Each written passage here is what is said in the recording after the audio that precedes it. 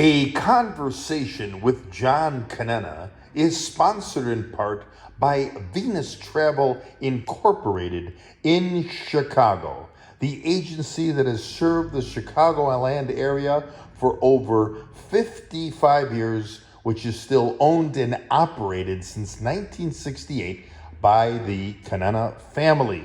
Again, Venus Travel, the premier agency for over 55 years, is a proud sponsor of A Conversation with John Conenna. And now, on to our episode. Good evening and welcome to another edition of A Conversation with John Conenna.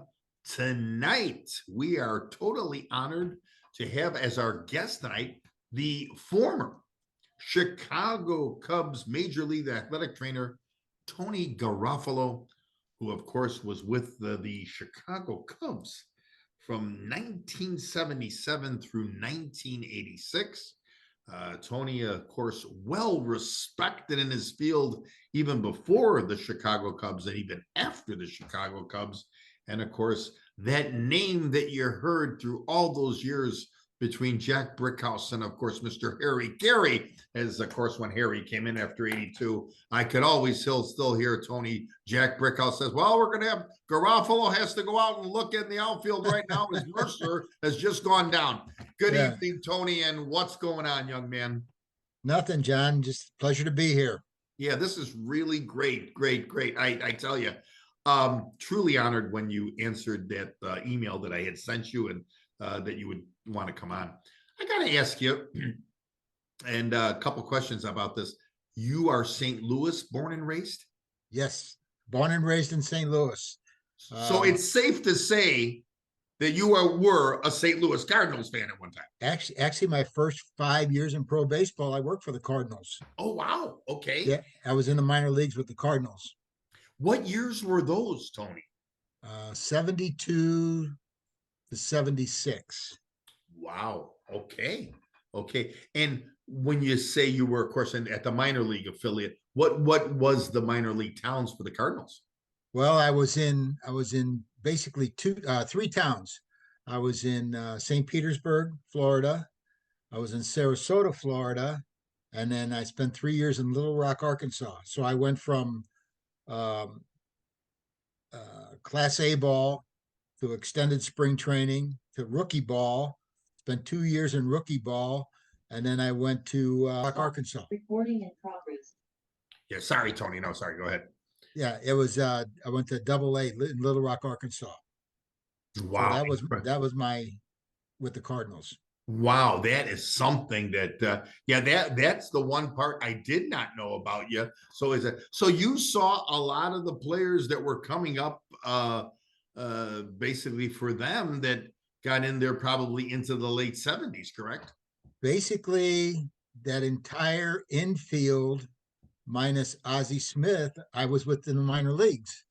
Ken Oberfeld, Tommy Herr, Keith Hernandez. In fact, Keith Hernandez was my first roommate in St. Petersburg, Florida. Him and a guy by the name of Mark Hill, who played with the Sox and the Giants. Yes, he was a catcher, Booter Hill.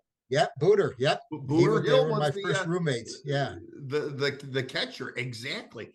Oh wow! So that's it. And of course, Hernandez being the famous first baseman who went on to get traded to the New York Mets. Oh my God! Right. So you had and also, I mean, a lot of the guys I had in those 5 years ended up in the big leagues. Guys like Gary Templeton, Jerry Mumphrey, Larry Herndon, Bob Forsch, Al Roboski, the Mad Hungarian.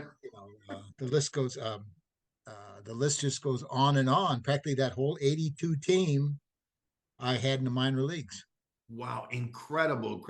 That is great to know that I never even knew about the St. Louis Cardinals affiliation. But let's go back. I mean, did you have like a passion, Tony, for this? Meaning, did you know that, hey, one day I kind of want to do something along this level? Was it high school? Was it college? What gets you to get to this level of this athletic trainer? Well, ironically, St. Louis was the hotbed of soccer. Okay. And I was a soccer player growing up. And my high school didn't have a high school soccer team.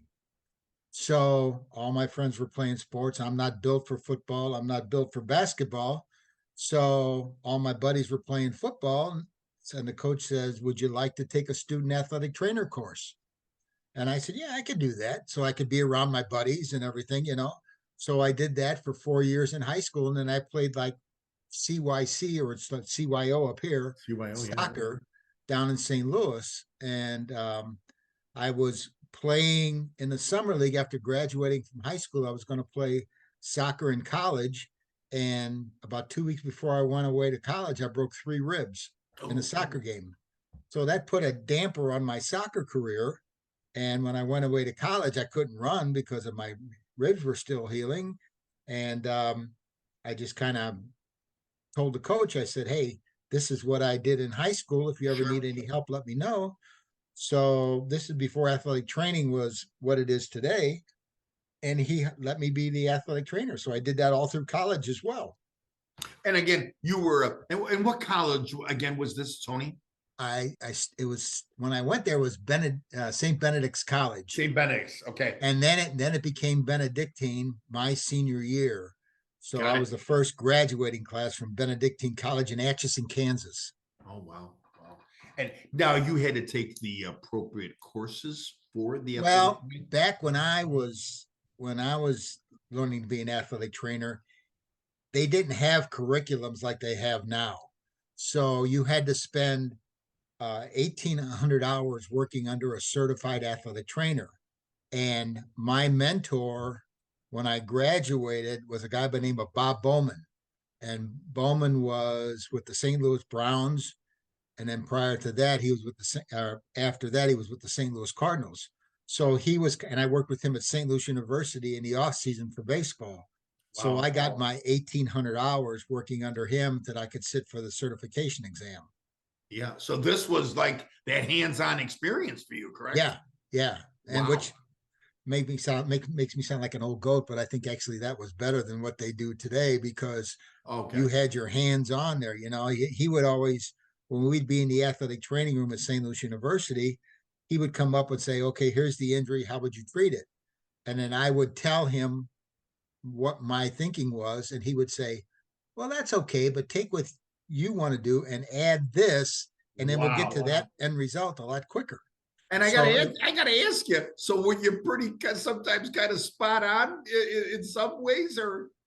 I'm sure, being a 22-year-old kid, some of my stuff I said was kind of off the wall, but that's what made him such a great teacher. He could have said, "What the heck are you talking about?" But he always said, "I never looked at it that way. Why don't we try that and add this?" Wow.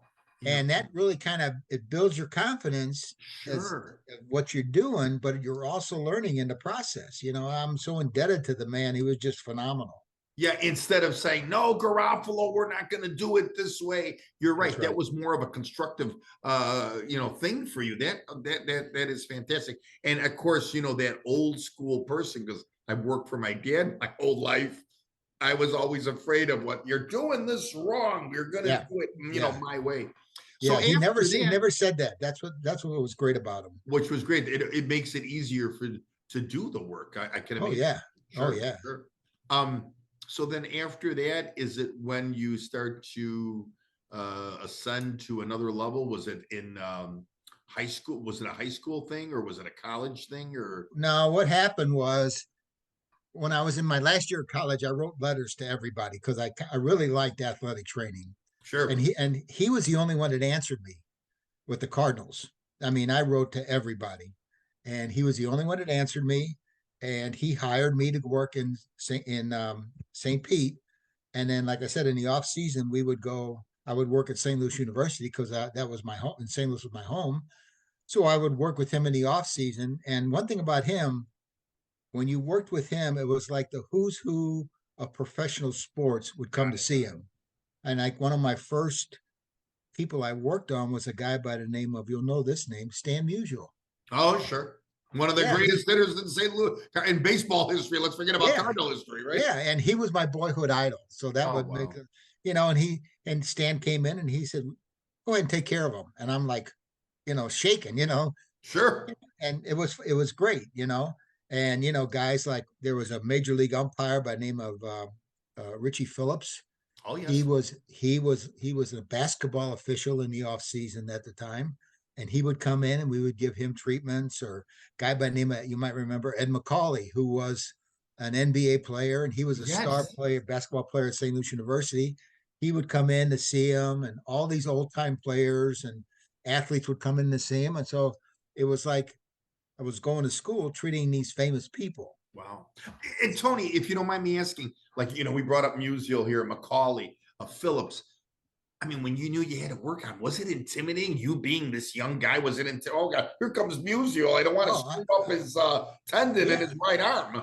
yeah, I was scared to death. In fact, Yeah, that's one of my proudest moments because he sure. introduced me the first time, and the next time he came in, he remembered my name, and I'm just like, Oh, wow. I can go to heaven now because my boyhood idol knew my name. You That's an know, ego trip in itself. yeah, yeah. Without So a doubt. Oh yeah, my God, Musial of all people, right? yeah. So it was quite an experience. I learned a lot, and it was intimidating at times, but he was always there for me. He was like a calming factor to me. And And I Tony, was what years was this again? I'm sorry to 72 to we finally moved out of St. Louis in 77. So 72 to 77, I worked with him in the off season. right. So this is great to know this now because in researching you, I would have never have known this kind of stuff. You Yeah, you could Google, you could do this is the stuff that sometimes is the personal that you yeah. find out later on. But the experiences now, okay, so I read the fact where you are approached by Mr. Bob Kennedy of the Chicago Cubs, who at that time was the general manager, correct? Right. Bob Kennedy was my boss with the Cardinals. He Gotcha. was he was farm director with the Cardinals. So when I was in Little Rock in 1976, he had left the Cardinals to become advanced scout for the Seattle Mariners Okay. because that was a year prior to their inception. And he was going around to all the minor league teams and everything. And he came into Little Rock. And I had, like I said, I worked for Bob for many, many years with the Cardinals. And he came to Little Rock, and I said, Bob, my advancing in the Cardinals is not going to go anywhere because Gene Gieselman was a young guy. And I figured my best shot would be going to, another organization. So I said, if anything comes up with Seattle, let me know. And he goes, well, this year or next year, we're only going to have in the minor leagues, we're only going to have rookie ball and AAA. But he said, I'll keep you in mind. So I didn't think anything of it. Right. And so that fall of 76, I was riding home from St. Louis University, and I heard on the radio, KMOX, I always listen to KMOX, the big sports station down there. KMX, yeah. Heard that Bob Kennedy was named general manager of the Cubs. Wow. So I said, what the heck? So I called Bob and I said, hey, Bob, congratulations on your job. And if anything comes up with the Cubs, keep me in mind, will you? And he goes, well, I was just getting ready to call you. And Wow. I'm thinking, yeah, well, I'm going to be in the minor leagues or something. I go, yeah, where do you want me to go? He said, I'd like you to come to Chicago. And I said, can I have about 10 seconds to think about that? 10 And he seconds. said, he said, well, he said, I can't offer you a contract officially because you're still under contract with the Cardinals, but I don't think that Bing Devine, who is general manager, will stand in your way. He said, it's just a formality I have to go through, but he said, I want you to come to Chicago and work for me. And Divine was what it was. Big Divine was with the Cardinals. He was general manager of the Of the Cardinals. Cardinals, yeah. And wow, because that had to be just like holy cow. Well, the crazy part about this is the next day when I went back to St. Louis University, I talked to Bob Bowman, and he kind of smiled. He said, "Yeah, I knew about it." And I said, "You did?" He goes, "Yeah." He said, "Kennedy called me and wanted a recommendation from me about if you could do the job for me." And I told him that you were ready to go. So that was just like, when he recommended you, that was the icing on the cake. So that's how I got to Chicago. Tony, correct me if I'm wrong.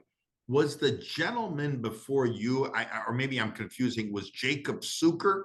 No, he's the doc. He was the team doctor. He was the team doctor. Okay, I Gary remember. Nicholson was the athletic trainer for the Cubs. Got it. He Okay. was from Seattle. So when Seattle came into the league, he applied for the Seattle Mariner job so he Ah, could be close to home. right, right. That left an opening for me. So Sure. then I just kind of slid in there. But I mean, okay, here you're in the St. Louis market. You hear Chicago Cubs. You've been in, I'm sure you had been into Wrigley many times before. How was it now, 1977, to go into Clark and Addison, Wrigley Field, Chicago, and you're with this professional team? What's going through your mind? Well, the first time I stepped foot into Wrigley Field was opening day of 1977. Wow. I never been to Wrigley Field before. And it was just like an eye opener to me. You know, it was just like, well, it was kind of mixed emotions because I was thrilled to death to be in the big leagues. But when I saw the facilities that I had, it was like, this is the big leagues. I had some better stuff in the minor leagues, but you know Right. what? I didn't care. You could have put me in a bathroom and I would have been happy. Tony, over the years, I mean, I was born and raised here in Chicago, but over the years, I've heard these stories of the small locker rooms at Wrigley Field. And like I could just tell by your facial expression now of that. And I heard the road locker room was even worse if the Cardinals were in the other room. Yeah, my first athletic training room at Wrigley Field was down the left field line, and you had to walk through a small, very narrow clubhouse. You walked up 2 steps. There was 2 sinks for the players to shave in, and then right next to it was the athletic training room. And my desk was a 3/4 inch plywood on L brackets on the wall. Oh my And I God. had 2 tables with an ultrasound machine shoved between the 2 tables and a whirlpool that was, you know, like it was surrounded by a wall. So if it was maybe 500 square feet, that was the size of it, you know. Wow. But we made improvements as the years went As on, the years went on, right? and I got to design the clubhouse that they just moved out of. Was able to help design that the way I wanted it. So that was when we moved there in '84. This the winter of '83, even the summer of '83. We were designing that clubhouse, and I got to help design that clubhouse, which was really So nice. basically from 77 to 84, it's what you started with until they made that change, correct? Right, right. But again, I mean, this was not a place like, say, if Oh no, no. It was like the visiting clubhouses we went to were 10 times better than what we had at home the first few years.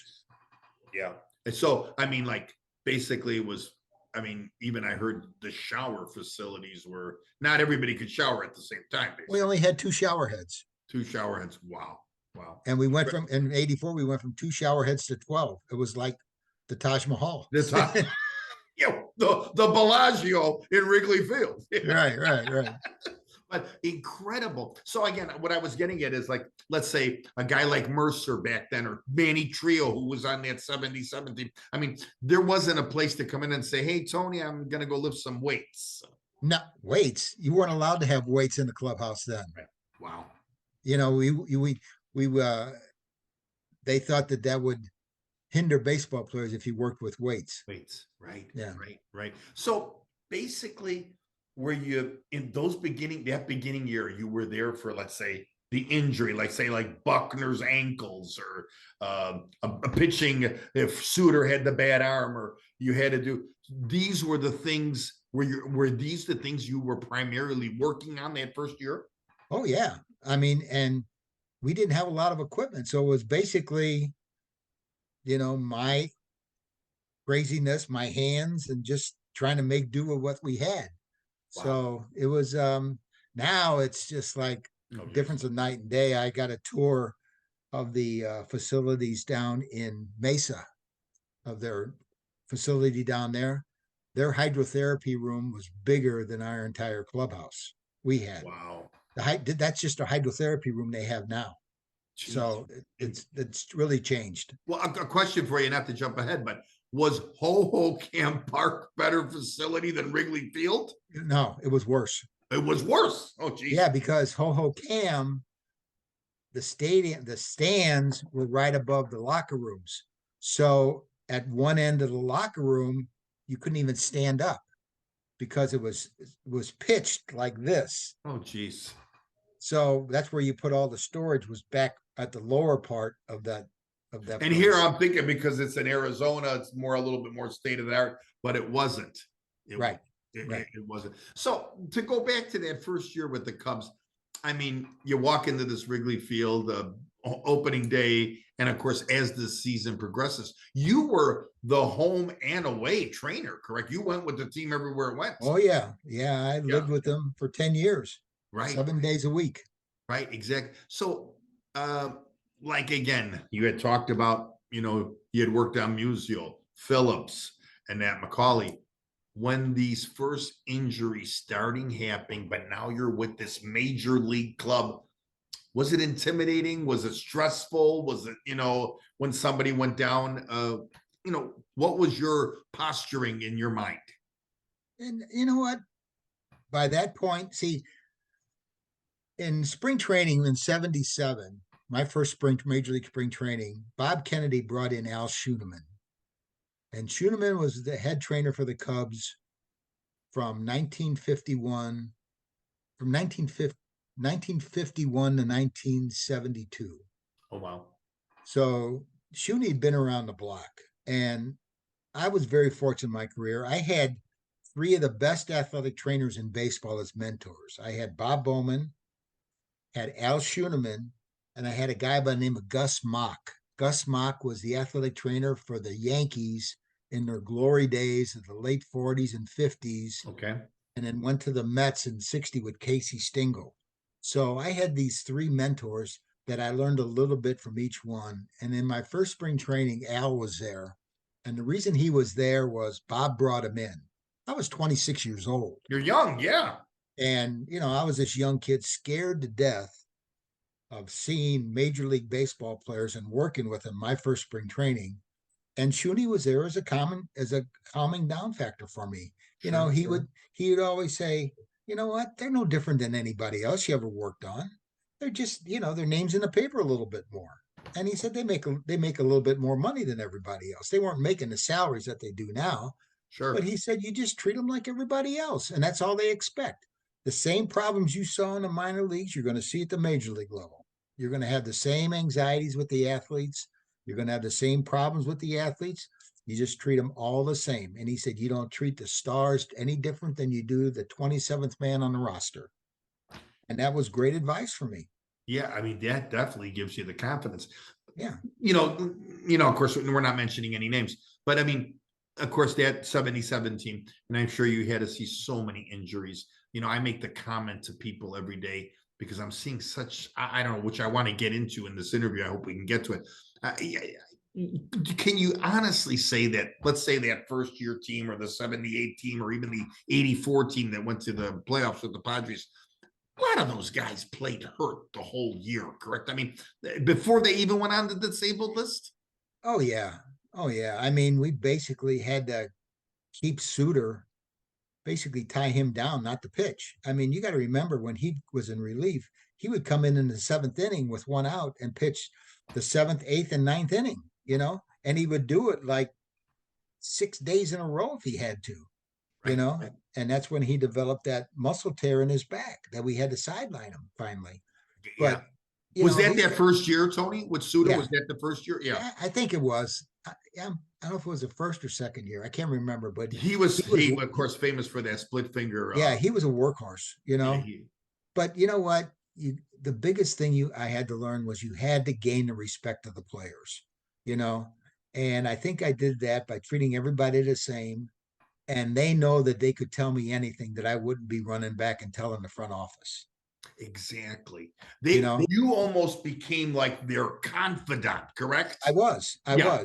I mean, when you have somebody on a table and you're working with them on an injury or massaging before a game, you learn about their financial problems, you learn about their marital problems, you learn about their kids, you learn about everything about them, Right.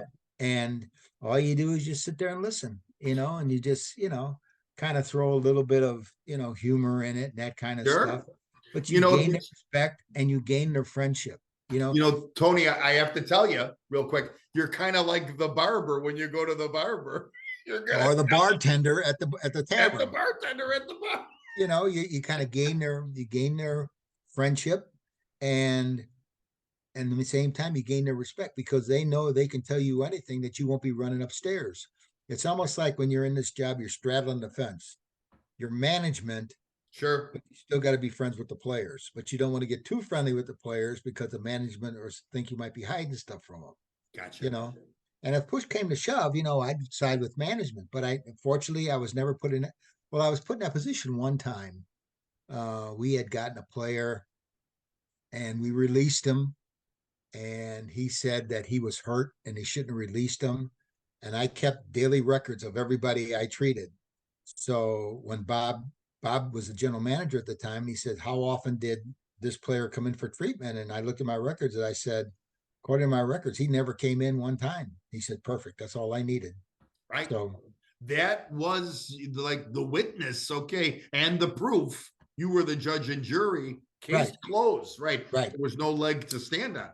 right, Correct. because he was trying to file with the Players Association for back pay and all this kind of stuff.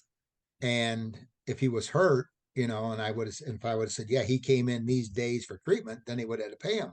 But Right. he never came in. So it was just like, sorry, you're SOL. Exactly. No, that was a great thing to have. I have to ask you because and I'll ask you the question. You're still following the game these days? A little bit, not Yeah. too much. I mean, I keep in contact with the athletic trainers, Right. but you know what? I've seen so many baseball games in my 17-year baseball, well, more than 25-year, because after that I worked with Pete with the Schaumburg Flyers as medical director. Sure. 25 years of baseball. I've seen a lot of baseball games, Yeah. and for many, many of those years, I had the best seat in the house. No, So for sure. and For I'm not a sure. big fan of sitting and watching a game. I'll Yeah. watch it occasionally, but my wife said I'm getting old and grumpy because I don't like all the changes they made and all that kind No, of no. stuff.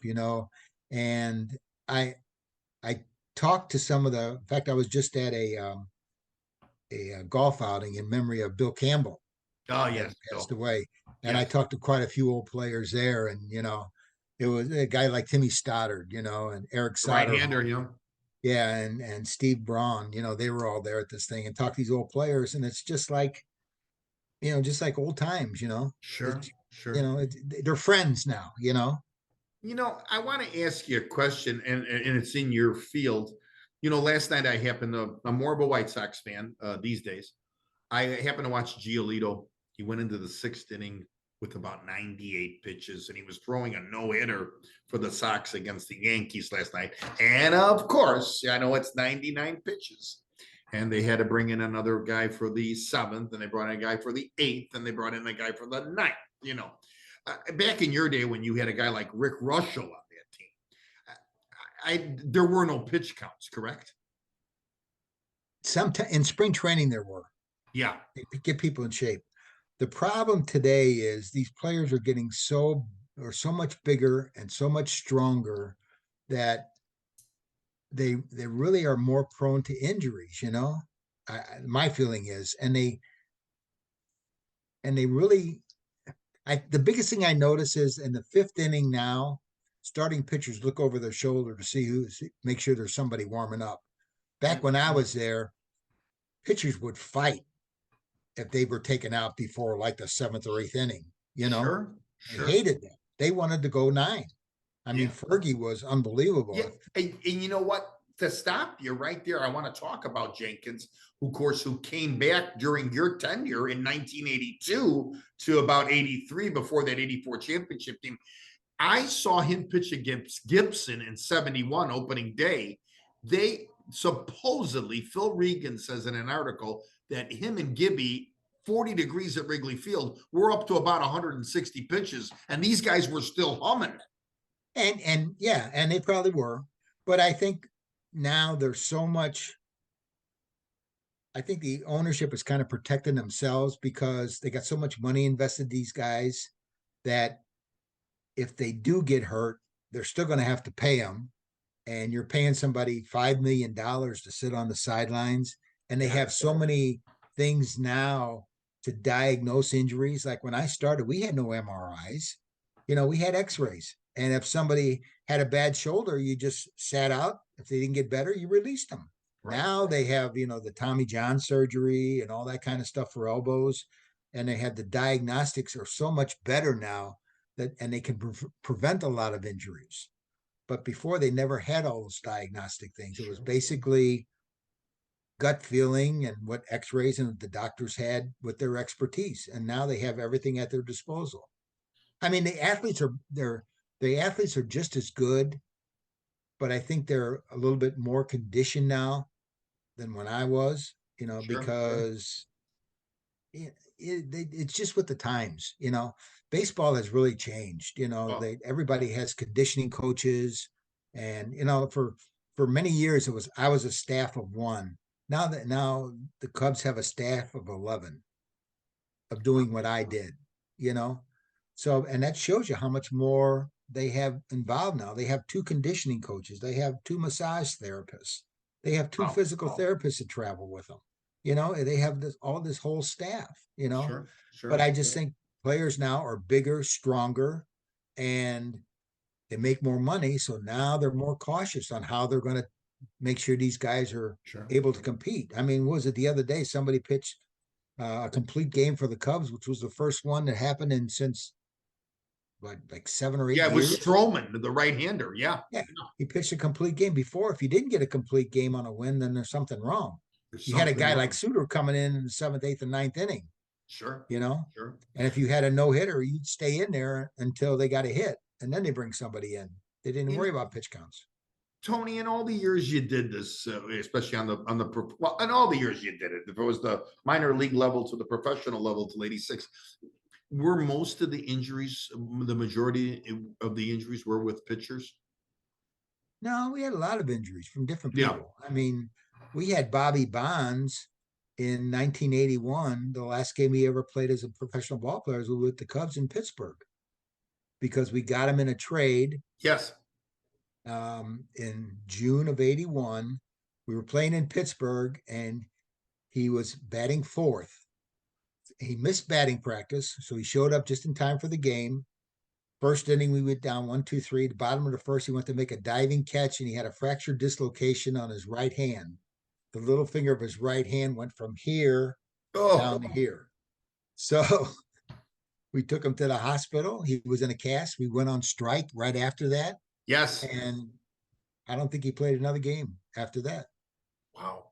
And I think I read on that one, Tony, where he didn't even take any painkiller for that. No, he didn't. He said, "I hate needles." Wow. He told the doctor, "Do what you got to do." Right. And the doctor reduced it and set it without any medication. I mean, I'm sure he self-medicated later on, but sure. I don't know about that. I mean, I know you've seen it all in the way of, like we talked about Suter, the situation with Bonds, ankles, like with Buckner, back spasms, everything. But these guys are playing 162 games. I laugh at some of the people that turn on a TV and say, "Oh my God, look at this guy." Let's say it was Bobby Mercer or Bill Madlock. Then Madlock's a bum. He can't get it. You don't know. This guy's going through 162 game schedule. And you know what? These guys are the best in what they do. If you think about it, the 27th man on a major league roster was an All-American or a superstar, either in high school or college. Right. And he doesn't even play full-time now. So that's how good these guys are. And it's a lot harder than people that watch on TV saying, "Oh, I could do that." Well, get up there and try to face a Nolan Ryan fastball at 108 miles an hour, Sure. I know a couple of times we had early batting practice and the pitcher and the coaches were throwing batting practice, and they said, "Get in there and take a couple swings." I said, "I'm not." They said, "Get in there." I was lucky to get the ball out of the infield. Right. That's and these guys were breaking curveballs off on me and stuff, and these were coaches. These are guys in their 50s and 60s. Right. throwing maybe 50 miles an hour to me and I couldn't hit it. You Sure, know, they sure. wouldn't tell me what was coming. So, And when you're talking about batting practice, and then like you said, you're going up against the Ryan, and if you're yeah. crowding that plate, you're going to get buzzed, and you're probably going to get hit. So I can imagine the injuries you saw on them, on wrists and ankles and everything else from them getting hit by baseballs. Well, I mean, back in the day too, I mean, there are stories. If you hit a home run off of Gibson, you put your head down and run, Right, and Drysdale and Fergie and all these guys. You don't sit and look at it and flip your bat, because if you did, the next one, they're going to drill you. I right, mean, Gibson would drill his mother if she was hitting, right. against him, and I mean, ask Hank Aaron or Willie Mays how many times they got drilled by Drysdale or Gibson or somebody like that. Right, for crowding that plate or being right on Yeah, top of that yeah. plate, right? But over the years, and just in reading up on you and of course doing the research on you, there were so many players, Tony, that had a great respect for you. I mean, the compliments that came out later. I read the things about Bill Buckner and everything and what they thought, and of course, like what Bruce says about you that I'll mention here at the end. You had a great rapport, and even you're bringing it out in this interview. And again, not only because of your training ability, I think you had a calming effect on these. I think, maybe it's overlooked, but your personality had a calming effect on these gentlemen. Well, I'm proud to say that I did make a lot of friends, Yeah. and to this day, I still remember after we clinched in '84, Ron Say had the first bottle of champagne, dumped it over my head, and said, "Thank you for everything you did for us." You Well, know, I mean, you don't forget things like that. we Or don't. Jody Davis, Jody, every time I see him now, him and I invented a thing back in '84. You could see it on the Owens. He had like a patch over on his shoulder pad on his right shoulder because he kept getting foul balls. Oh, So he said, we got to figure out something to do that. So him and I devised this thing that it wouldn't hinder his throwing. And we tried to get it patented. And they said, oh, it won't sell because it interferes with the throwing. Well, you look at catchers now, they got things on both arms, yeah. So They're basically goaltenders in hockey now. yeah. So, Yeah, and Jody talks about every time he's interviewed, he talked about that thing that him and I put on his shoulder. And, sure.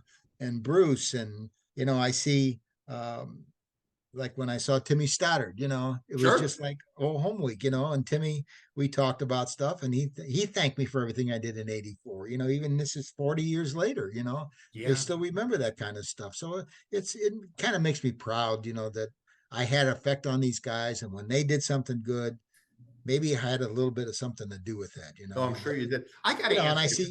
I see Rick Russell in spring training or down in Florida in the wintertime, and we get together all the time, and just, the friendships we have are just unbelievable. And they're never going to forget those moments. I have to ask you, since I was a kid, I started following them in '69. And of course, that was the year when DeRocher had that team. And the qualm about DeRocher was that he, would play his veterans, and it was hot that summer in Wrigley, and it's always hot in Chicago, humid down there. As the trainer, and I want your opinion on this, as the trainer, because Jody Davis even had a thing I read the other day about him. As the trainer, is it hard to play day? Was it hard to play day games in Wrigley Field when we're talking 86 games and those games from 1 to 5 o'clock in the afternoon? Oh yeah, Did oh it beat yeah, on them? oh you sure did. Especially, you go on a road trip for say we go a 9-game road trip, and of those 9 games, you're probably playing 7 night games. Right. So now you're on that schedule, and then you come home and you're home for 10 days. Now you're playing 10 day games. So now your body has to shift, from one to the other, and you have to turn your whole lifestyle around. And you're talking about young kids too, that when you're 22, 23 years old, the nightlife was pretty good in this town. Oh, So yeah. that kind of pulls you down there to Rush Street, and those little nightclubs and stuff they had down there at the time. So it was tough between the environment you're playing in, plus you're playing every single day. You don't get any days off. And if you do get a day off, you're either on an airplane going someplace, Sure. or you're at batting practice, having extra batting practice and that kind of stuff. So you're at the ballpark every single day. Right. So it's a tough life. And especially a catcher like, say, Jody Davis, Ken Rudolph, whoever those catchers were. Andy Hundley. Yeah. And Huntley, and of course took a beating on those knees terrifically. Jody would start spring training at about 225. Wow. And by the season was over, he was down to 170. Jeez. Yeah. Because he caught just about every day. Every day, sure. Especially, he was that mainstay on that 84 team, which when Fry was managing him. Over the years, were managers in your ear, good and bad, where they would say, Garofalo, what is going on with Sayer? Garofalo, what's going on with Moreland? What do you mean he's not coming back from a bad ankle? How did you approach that scenario? You know what? We had great team physicians with Jake Suker and Michael Schaefer, and whatever I said, they backed me 100%. Got it. There was only one manager that really gave me a hard time about anything, and that was Jim Fry. Okay. He wanted to do things his own way. We had one instance, I'll never forget. It was in 1985, and we had a Sunday game in Chicago, had a day off, and we're going to play Tuesday night in Los Angeles. And Sandberg had a sore elbow. So Jake Suker and I went up to Jim's office before the game on Sunday morning and said, the kid's got a sore elbow. If you could just give him today off, you can use him in an emergency, but give him a day off. That'll give him Sunday, Monday, basically all of Tuesday. He'll be ready to go Tuesday night. He just needs a day off. And Fry looked at us and said, when your name's on the bottom of the lineup card, then you'll decide who plays and who doesn't play. Oh boy. And he told me the first day in spring training, he said, if you say a player can't play and the player said he can play, he's playing. Now they couldn't get away with that. Sure. And then I had other managers, like Lee Ilya was probably the best I worked for. That was that 83 team, yeah? Lee was phenomenal. It's like he included me as part of his staff. He would always come up and say, what's going on? Okay, if you think it's best this guy sit out, we'll sit him out for a day or so, Herman Franks. Herman was a great guy, but you got to remember, Herman was in his 60s and I was in my 20s. Right. So the age difference really had a lot to do with that. But when he became our general manager, I'll never forget this. He called me into his office right after the season in 81. And he puts a contract down and said, sign this. And I said, okay. He said, I want to make sure that you're taken care of, because if the new general manager doesn't want you, at least they'll have to pay you.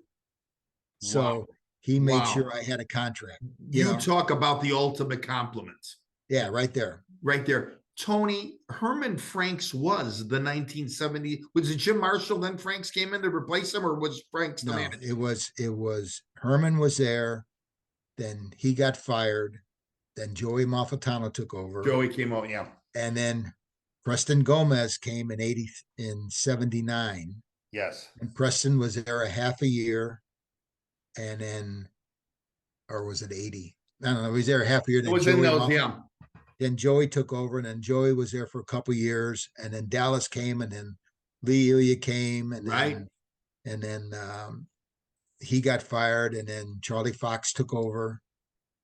Or Vuk took over for a game, and then Charlie Fox took over. Fox was the old San Francisco manager. Right. And then he was our advanced scout at the time. And then they hired Fry, and then Jim Fry was there, and then he got fired, and Gene Michaels came. Gene Michael. And I was only with Stick like about 4 or 5 months. Yeah, Gene Michael was but I got to tell you, in all those years when you were the guy, that 77 team at the All-Star break was in first place. The 79 team actually went into September almost trying to pull it off. The 80 and 81 were kind of tough, but then right after Ilya, of course, they make the run. So you, I think you had a lot to do with some of their successes, Well, we had a lot of good players. I mean, when you have guys like Suter and had a lot of veterans on that 77 and 78 team, you got Mercer and Steve Renko and Woody Fryman, and Bill Bonham and Rick Rushell and, Jose and, that whole group. We had Kingman. I mean, oh my God. Kingman was phenomenal. Sure. He was a great guy. I mean, I Right. really loved Dave. You know, Yeah. he I felt sorry for Dave because he got a bad rap by the press. And it was probably his own doing, but all Dave wanted to do was play baseball. That's all I He didn't wanted to want do. to do appearances. He just loved playing baseball. Sure. And all the other stuff were distractions for him. And he got a bad rap for it. The game where he hit the homer on the third house by Waveland, what year was that? 77 or 78? It was 79. 79. Yeah, that was Yeah. some, you had to have been like, where were you exactly when you hit that ball? I was there. I saw it. I saw it. Yeah. He had a weekend in Los Angeles where on Friday night he hit a home run in Dodger Stadium. Rick Monday was playing center field for the Dodgers. He just turned around and see if it would hit the speakers in center field. On Saturday night, he hit he hit a home run that almost hit the roof of the left field pavilion, just missed the roof. Wow. On Sunday was Mother's Day. He hit he hit one home run that bounced over the back wall of the bullpen in left field. Then he hit another one that hit the back wall of the bullpen. Jeez. And then he hit a third one. And that's when Tom Lasorda had his little Lee Ilya tirade. You know, somebody asked him what he thought of Kingman's performance. Yeah, and yeah. he sounded like the Italian came out of him. Oh, sure. yeah, in a hurry.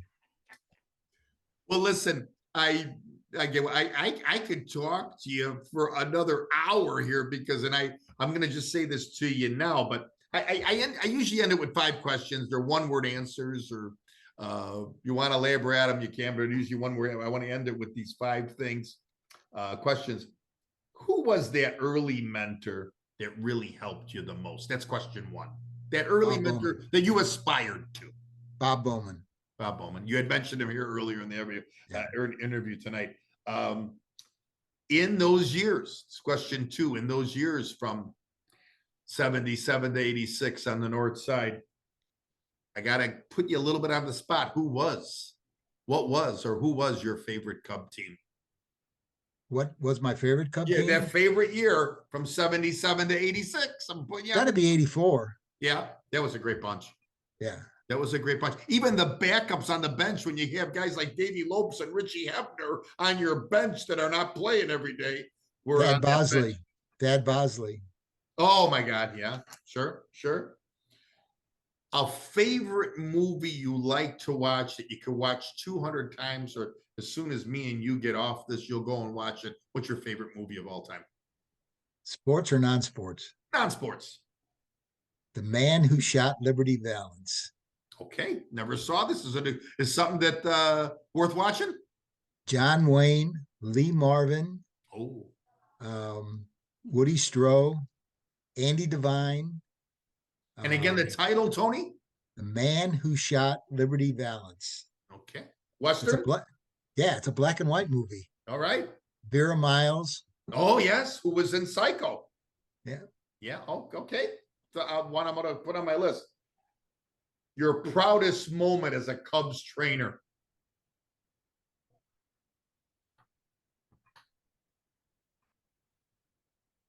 When we started PBATS, Professional Baseball Athletic Trainer Society. Oh, wow. Do you remember what year? And I could explain that a little bit if I got the time. Yeah, go ahead. Okay. We, as athletic trainers, we have to get educational units. And being in baseball, the only time we could get them was at the baseball winter meetings. Sure. So all of us Major League Baseball athletic trainers got together and decided we were going to form this educational society. And we called it PBATS. And we started it in 1983. It's our 40th year anniversary. Wow. Winter meetings in Opryland Hotel. We had to do it after hours. We waited till after all the organizational meetings were over, about midnight, 1 o'clock in the morning. We snuck around to Charlie Moss, who was the athletic trainer for Boston at the time, and we formed PBATS. It was an educational society. We had no money in our treasury, so all of us current Major League Athletic trainers each put in $300 out of their pocket to start a treasury. Gatorade matched it. the owners found out about it and said that if we did this, we would all be fired. And we got letters from the commissioner's office, from both league presidents, from our owners, from our general managers, saying if we do this, we would be fired. Wow. And we wanted to make the athletic training profession in baseball looked up to, because it was just like somebody that was always there, and nobody Sure. had any respect for him. Fast forward to when Bud Selig had to testify before Congress, he came back to PBATS and said, help me. I need your help. Wow. When I had to testify before Congress on PEDs. Wow. And today, it's one of the most respected athletic training organizations in sports, in the athletic training profession. I truly thank you for breaking that down, because that truly is a proud moment. That is. Yeah. Wow.